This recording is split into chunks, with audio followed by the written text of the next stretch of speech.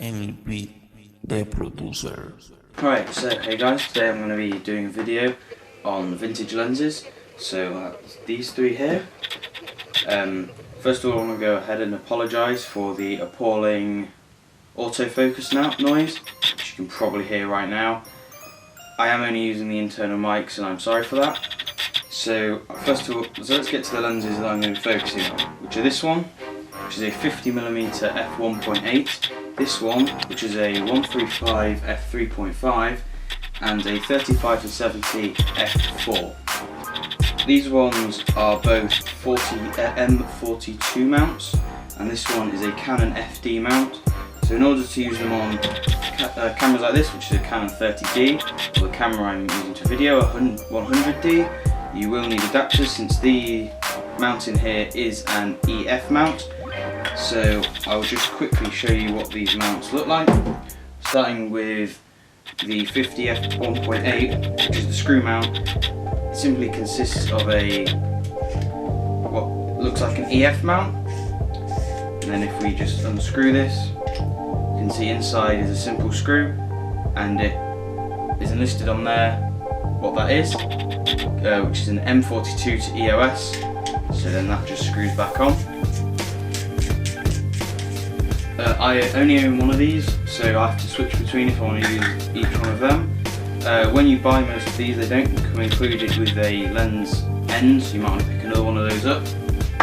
And the Canon FD mount, this one's a little more complicated in that it's got some locks and stuff on it. So I believe, unlock that, and then in theory, you should be able to get this off. Oh yeah, that's what you got to do. You got to press this button in as well, I believe. In theory, we should be able to get, there you go, get it off.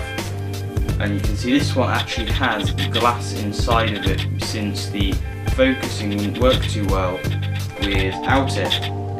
So that has to be done in order to get it back on. So we'll get that lens back on, then we lock it off. There we go.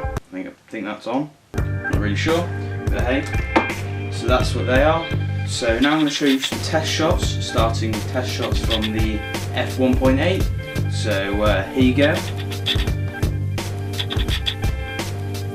Next set of test shots I'll show you are from the 35 to 70 f4.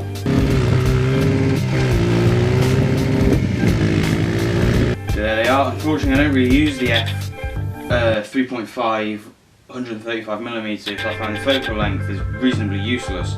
So to be honest, I won't ever actually purchase one of these ones.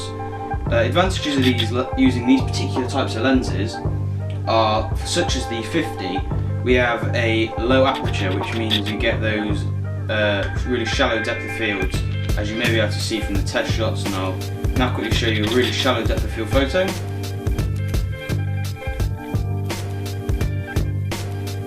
So there you go, you can see that the background's really blurry, yet our subject is very, very sharp. And another advantage of using lenses like these ones, or this one, is they are very cheap.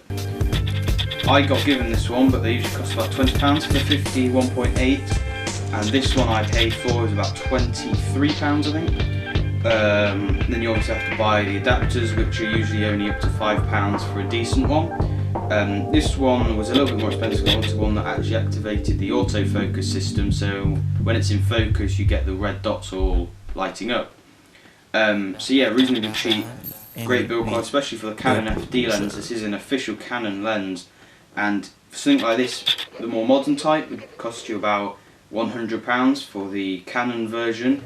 But both really good lenses, really nice glass, produce some great photos and great video.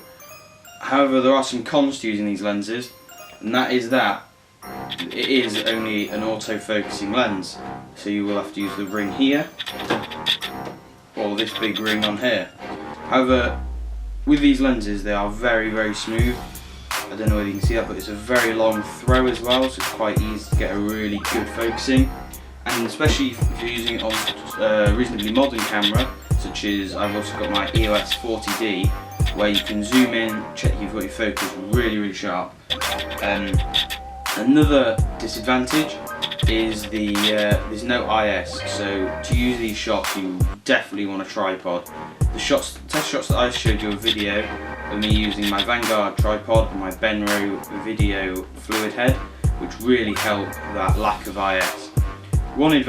Another advantage going back there is that it does have an adjustable aperture, which is external from the camera, so you don't actually need to use the in-camera controls, which don't really think it's that much of an effect, but it's quite nice to have it off the camera. You can see inside the lens. If I just take this lens cap off and bring it up here, you can actually watch the aperture blades inside moving around. So there you go.